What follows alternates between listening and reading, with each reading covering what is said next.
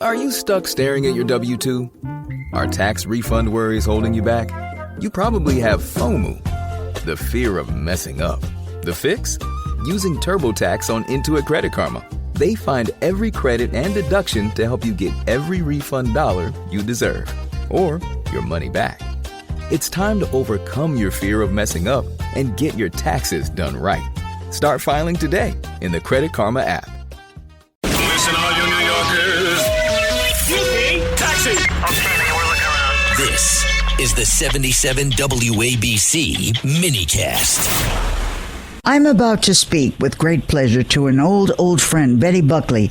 We know her from the shows on Broadway. She starred in Cats. She has starred in 101 things.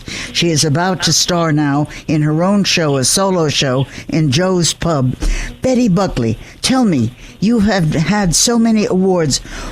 What is the first thing you did when you won a Tony? Well, I was just walking to the stage to retrieve it, and I was in such shock, and I don't know, it was a sense of being, it was kind of an out-of-body experience, and I was so concerned because I had a sequin cocktail dress on that was like just below my knees, and I was so afraid that the sequins were going to run my hose.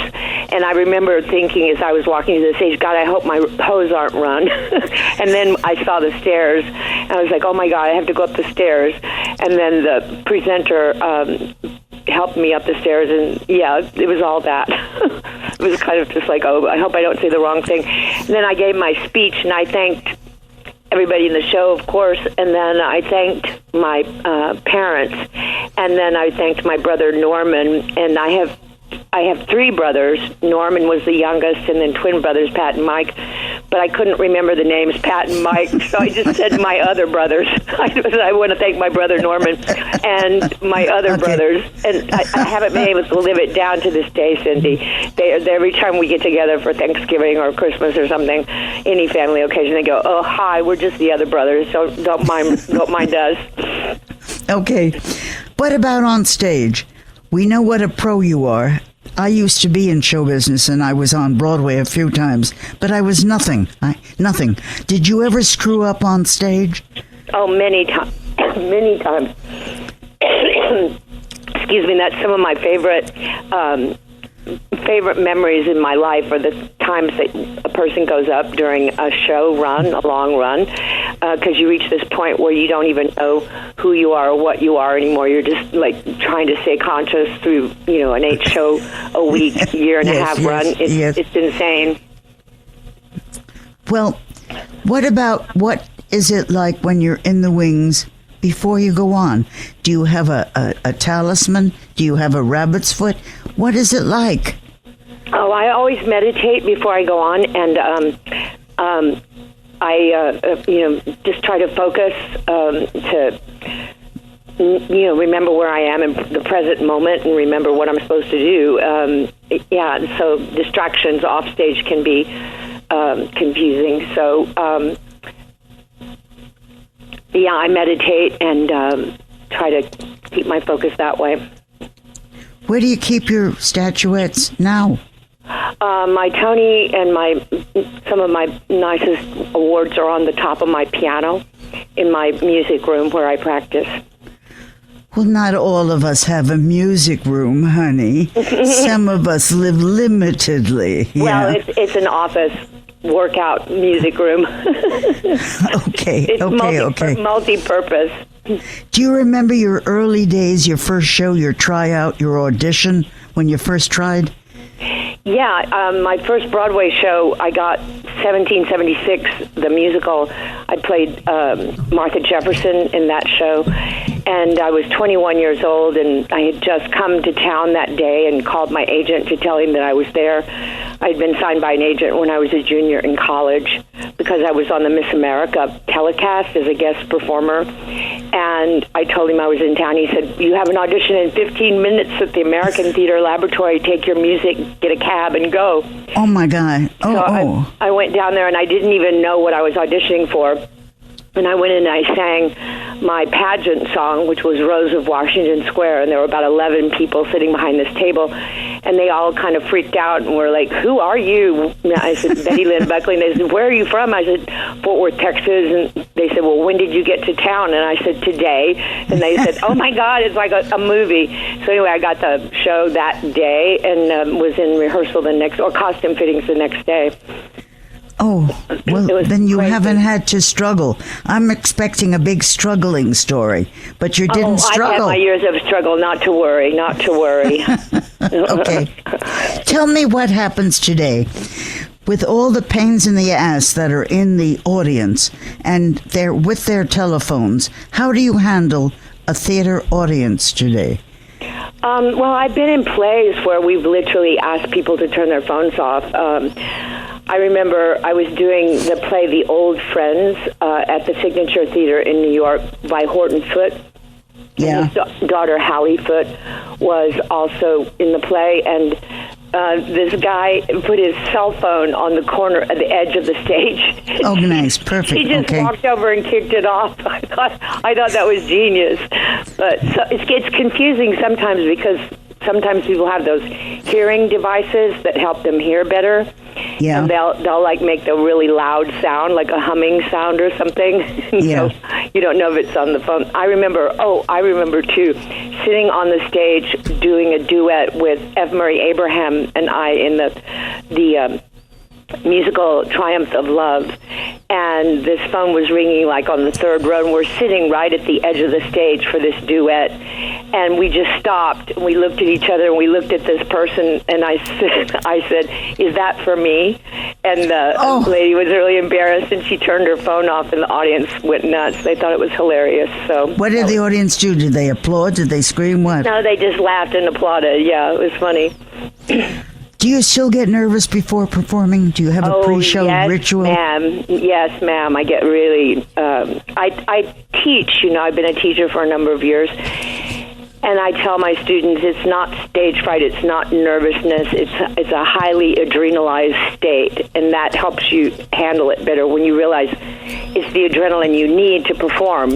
So I've spent years learning to meditate and practicing meditation so that I'm focused inside all of that enormous amount of energy. But yeah, without it, you couldn't do what we have to do. So I try not to call it a bad name, like stage fright.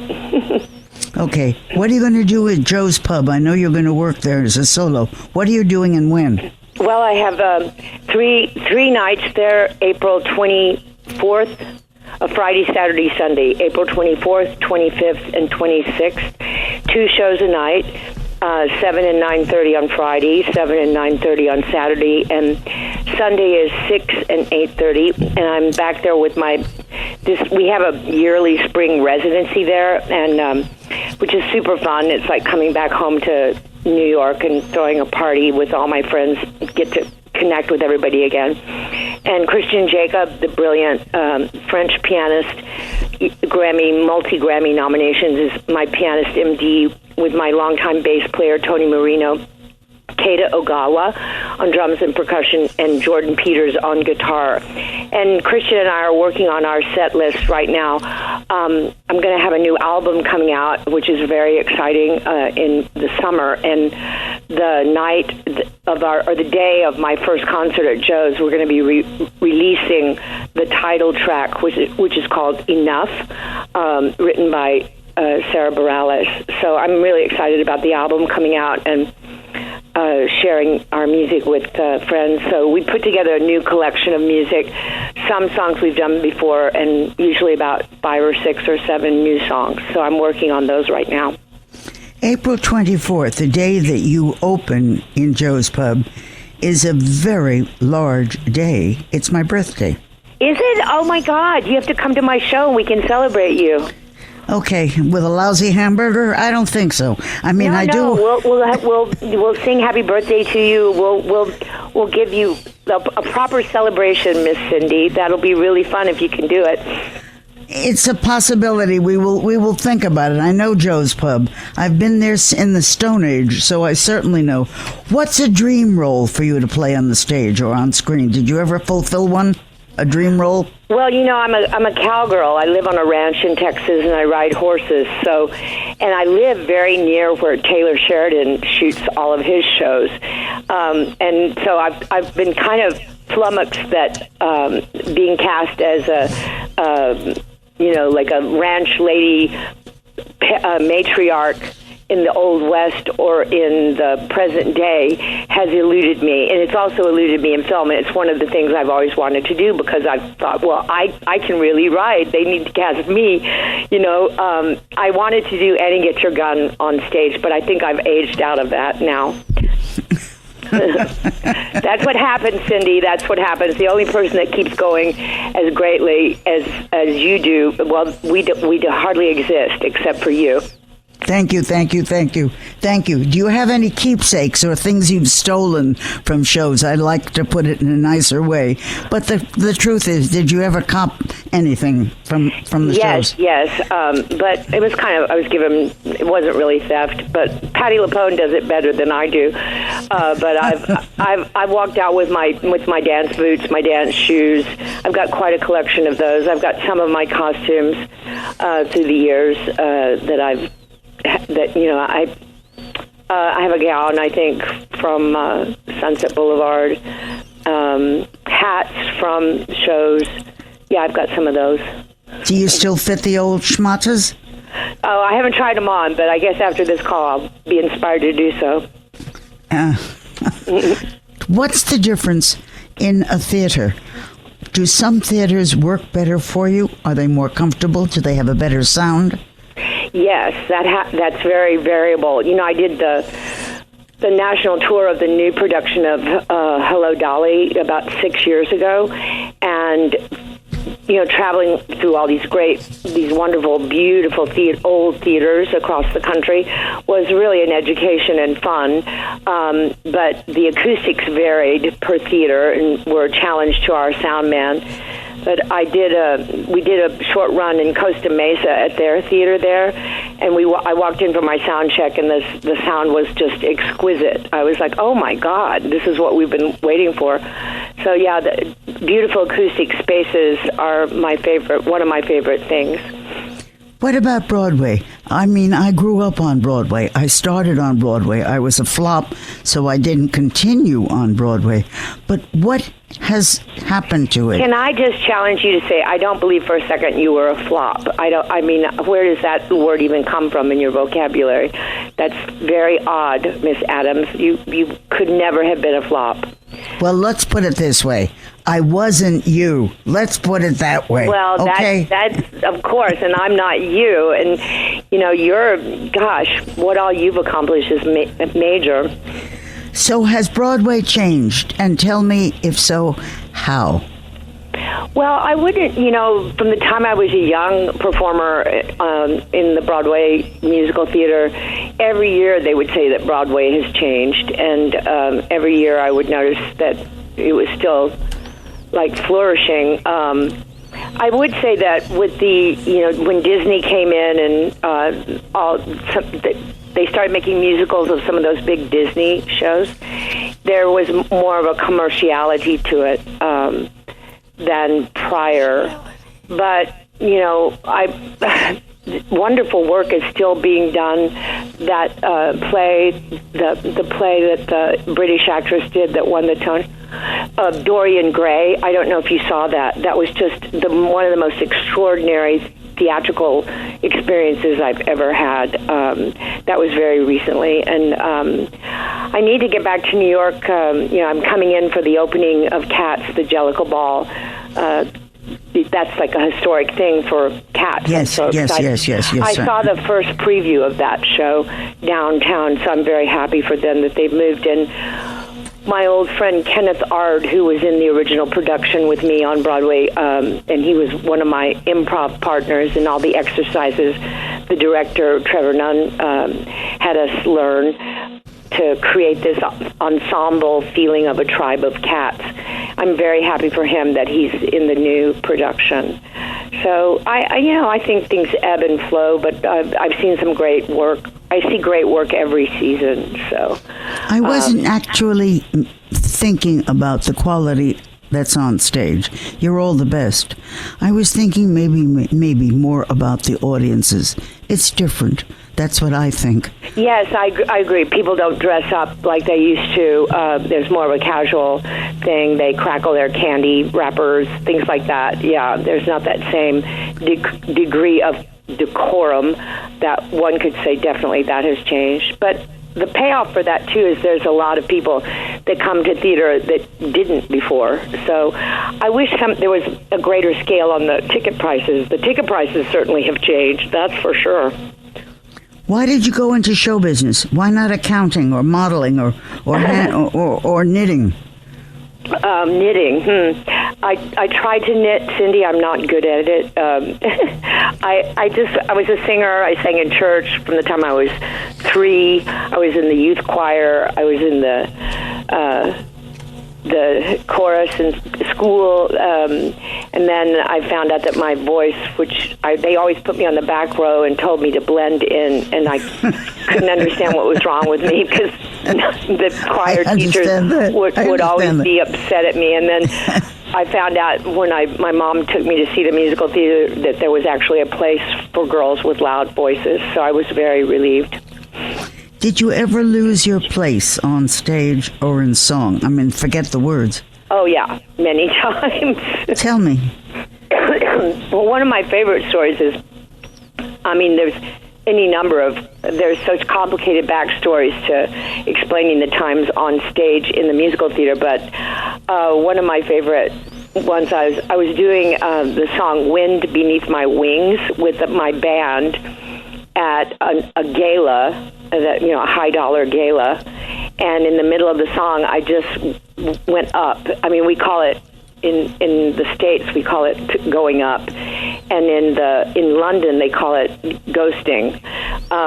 So I went up, and I couldn't remember what was next, and the band just kept playing this loop, like a vamp of music, and finally I remembered what I was supposed to sing, and in the middle of this, going up, I said to the audience, do you know that song, Memory? And everybody's nodding. I said, well, it seems that I've lost mine. And so everybody thought that was funny. And then I remembered my lyrics. And Bill Murray, the wonderful actor, comedian, comes up to me afterwards. He goes, that's great. That's a great bit. Did you do that on purpose? And I said, no. And he said, well, I'm going to use that. I hope you don't mind. I said, okay, that's fine with me. Anyway, that was a pretty funny moment. What do you guys do after a long night of theater? Do you go out? Do you drink? What do you do? Don't tell me you just go right home when you're all riled up. Home. I'm exhausted, yeah. Mm-hmm. You don't go out? You don't get stoned or something? No. Maybe I partied a bit when I was younger, but not anymore. I think that maybe, I love New York. I love everything about my city. But I'm finding Broadway has thinned out a bit. Really? What do you mean? I don't see great shows. They're all repeats. They're old shows that are being brought back. If I see a Shakespearean show once more, enough. Shakespeare didn't watch it as often as I've had to. I think it's changed. Wait, didn't you see Dorian Gray last year? No, I didn't see anything last year. Oh, my God. Were you... you should have seen that, Cindy. That was extraordinary, just extraordinary. The new production of Cabaret was great. I've seen Cabaret before they had a cabaret. How many times am I going to see Cabaret with different people playing the parts that I remember? It's the same damn show. Why don't they have something new? I get what you're saying. Let me think for a second. I'm not up on everything. You can call me after the show if you want to. Moulin Rouge. Did you like Moulin Rouge? Okay. So you came up with something, but there are 35 shows that are on Broadway that I have seen 17 times. Enough already. That's all I'm saying. I'm bitching and moaning, and I'm entitled. At this moment, I'm reminding everybody, April 24th, my birthday, go to see Betty Buckley at Joe's Pub. And in the meantime, I want to thank you very much for coming on, sweetheart. Oh, it's great to connect with you again. Thank you so much, Cindy. It's always wonderful to talk to you. Thanks, honey. Bye.